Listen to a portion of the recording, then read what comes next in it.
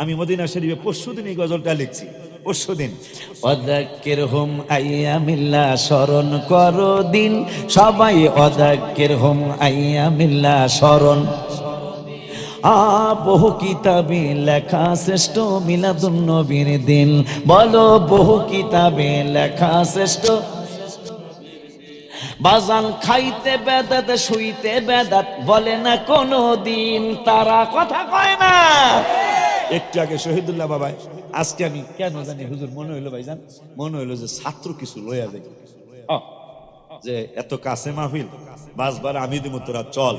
ওরা চইলে আসলো, যায় দেখি টেবিল আর চেয়ারের মধ্যে খানা। এটা গুনাহ হইব না, কিন্তু সুন্নত তরিকা না। খাই এই জন্য লেখছি, মানুষ খাওয়ার নিয়ম হইলো এক আডু আলায়া আর এক আডু উষা কইরা, এইটা হলো খাওয়ান, এইটা হলো সুন্নত। কথা পায় না, কথা কন না কি লেখা, এইটা হলো সুন্নত। কিন্তু আসনপাতি করে, বোঝেন আসনপাতি কথাটা বোঝে, আসনপাতি করে খাওয়া গুনাহ হইব না, কিন্তু সুন্নতরা আদায় হইব না, কথা কয় না। এই জন্য আমি মদিনার রওজা পাকে বসে লিখেছি, খাইতে বেদাত আর শুইতে বেদাত কেমনে আল্লাহ গো। এখন দিয়ে আবার আগে আসছিল তোষক, তোষকের নিচে জাজিম, এখন আর একটা কি জানি তক্তার মতো শক্ত, এটা জানি কি কয়, হ্যাঁ ম্যাট্রেস না কি কয়, হ্যাঁ ম্যাট্রেস। এটা শক্ত, এটা মোটামুটি তক্তার মতো না হইলে মোটামুটি শক্ত, কথা কয় না। কিন্তু আল্লাহর হাবিব সাল্লাল্লাহু আলাইহি ওয়াসাল্লাম আম্মা জান আয়েশা সিদ্দিকা রাদিয়াল্লাহু তাআলা বলেন, ওরে দুনিয়ার মানুষ, আমার নূরের নবী সাল্লাল্লাহু আলাইহি ওয়াসাল্লামের অসুস্থ হইলে আমরা তোমাদের আম্মা জানরা বলতাম, নবী গো আমরা একটু নরম বিছানা বানায় দেই। নবী এমন বিছানায় শুইতেন, এমন বিছানায় নূরের নবী শয়ন করতেন, যখন ঘুম মোবারক থেকে উঠত পাটির দাগগুলি হাবিবের শরীর মোবারকে পড়ে যায়। আম্মা জানরা বলতেন, নবী গো আপনার তো কোনো গুনাহ নাই, আপনার কোনো অপরাধ নাই, সবই আপনার শুধু ভালো, এত কষ্ট কেন করতেছেন? নবী বললেন, আয়েশা রে, আমার একদল উম্মত কিয়ামতের ময়দানে একবার পশ্চিমে দৌড় মারবে, একবার পূবে দৌড় মারবে, আমারে খুঁজবে, আমারে খুঁজবে যে আমি জুলুস করেছিলাম, মিলাদুন নবী করেছিলাম, হাবিবের বারবার সালাতু সালাম জানিয়েছিলাম, আমি নরম বিছানায় শুইতে পারি না। আয়েশা আমি কেমন ধনী জাননি, কেমন কইন্নামা আনা কাযিমু ওয়াল্লাহু ইউতি, রাওয়াহুল বুখারী। আমি কেমন ধনী আমার জাননি রে। আয়েশা কয় কেমন ধনী? একটু আগে শহীদুল কয় বাসায় খাওয়াইতে নিয়ে আমারে কয় হুজুর ঘরের দিকে খেয়াল করছেন। আমি কই কেন? আপনি যে 5 বছর আগে আসছিলেন বা 6 বছর আগে আসছিলেন, তখন কি দেখেছেন, এখন কি দেখেন? আমি বললাম যেই রকম দেখছিলাম ওই রকমই তো দেখি। কয় দোয়া চাই। আমি কই কি দোয়া চান? হঠাৎ করে আমার শ্বশুরের কথা মনে হলো। আমার শ্বশুর, আমি নিজে গজল লিখেছি, মুর্শিদি গজল। কি গজল? মুর্শিদি গজল লিখলাম। কি সাদ, কি জানো? একতলা ছাদের নিচে কাটাইলা জীবন, রড ভাঙ্গা ছাদ ভাঙ্গা দেখিতে কেমন। আপনাদের ছোট বারাহির চর আমার শ্বশুর বাড়ি, উনি আমার মুর্শিদ কাবলা। আমি ওনার কারবার দেখে 52 বার যিনি হজ করলেন, আপনাদের প্রফেসর সামনে সাক্ষী রেখা বলছি, 52 বার যিনি হজ করেছেন, আমার শাশুড়ি মা 25 বার হজ করেছেন, অথচ ছাদ দিয়া পানি পড়ে, ছাদের রড ভাঙ্গা। শহীদুল আমারে ডেকে বলে হুজুর, আমি বাজান বাজান কয়ে ডাকি, আমার এটা বাজান 6 বছর আগে কি দেখেছেন, এখন কি দেখেন? আমি বললাম যেমন দেখছিলাম তেমনই দেখি। কয় বিল্ডিং চাই না, 2 তলা চাই না, 5 তলা চাই না। আমি কই পাড়া কি চাও? যেহেতু আমি গতকালকে মদিনা শরীফ থেকে আসি, রুমালের মধ্যে অনেকগুলি মদিনা শরীফের ধুলাবালি লাগা আছে। আমি বললাম তুমি কি চাও? কয় আমার ইন্তেকাল পর্যন্ত আমার ছেলে মেয়ের ইন্তেকাল পর্যন্ত, কিয়ামত পর্যন্ত আমার বংশে যেন মানিকনগর বাজারে মিলাদুন নবী আর মিলাদুন নবীর জুলুস হয়। আমিন কি জোরে বলা যায় না? চিন্তা সঠিক, চিন্তা সঠিক, চিন্তা সঠিক, চিন্তা সঠিক।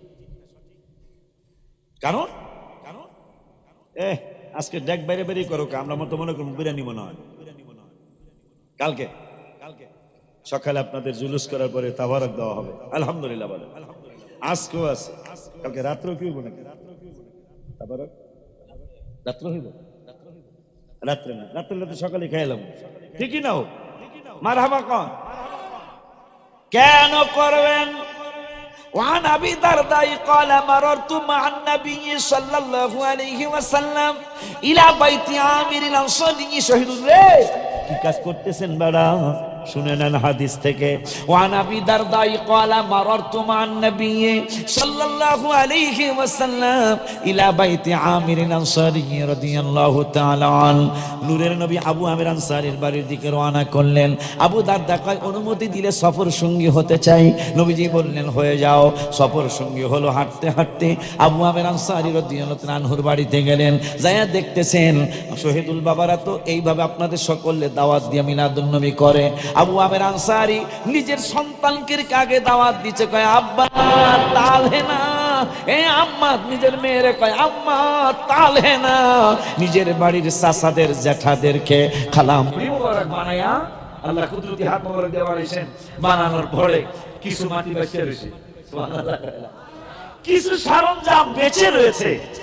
থাকার পরে আমার আল্লাহর এত শখ, আমার আল্লাহ রাব্বুল আলামিন ওই বাবা আদমের সরঞ্জাম কিছু বাচ্চা রয়েছে, বাচ্চা থাকা জিনিস দিয়া আমার আল্লাহ খেজুর গাছ বানাইছে।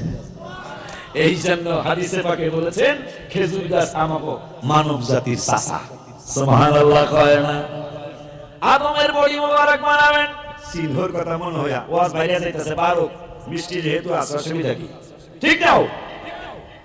আমি কিন্তু অনেক ক্লান্ত, কারণ আমি মদিনা শরীফ থেকে আইসা কালকে ফেসবুকে যারা আছেন তারা পাওয়ার কথা।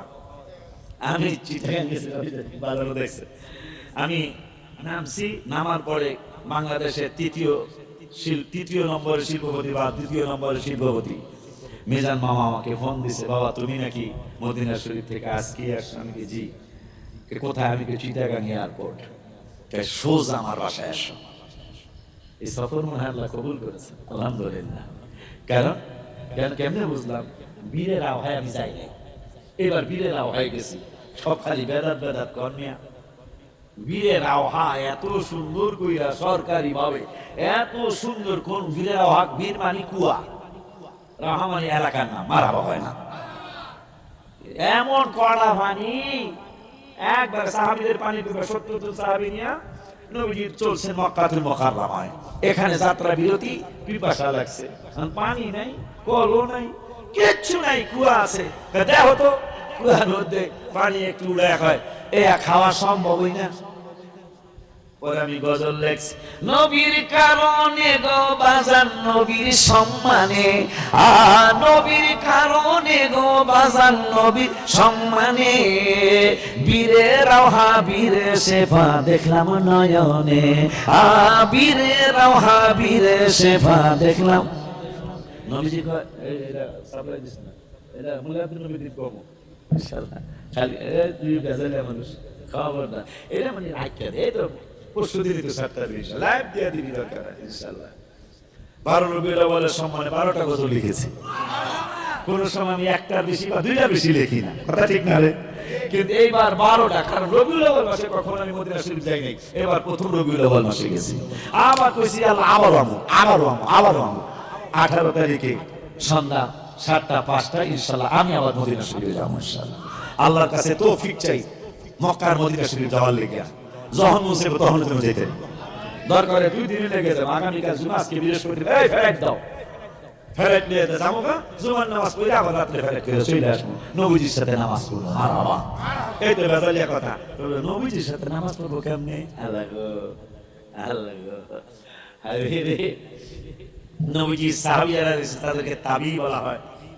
তাবি নাম মোবারক পরে বলি মনে হওয়ার পরে যখন এজিদ বাহিনী, আজকে এজিদের জন্য আপনাদের মায়া হয়, মিলাদুন নবীর জন্য মায়া হয় না। এজিদ এজিদ যে ভালো মানুষ আপনি কেমনে বলবেন? যুদ্ধের পরেও সাহাবীরা ছিল, ইতিহাস পড়েন তাহলে আমাদের প্রতি ইনশাআল্লাহ দোয়া আসবে। যুদ্ধের পরেও তিনি ক্ষান্ত হন নাই, মদিনা শরীফ আক্রমণ করলো। 3 দিন পর্যন্ত মদিনার মসজিদে ঘোড়া বান্ধা হলো, উট বান্ধা হলো, পেশাব পায়খানা ঘোড়ায় করলো, উঠে করলো।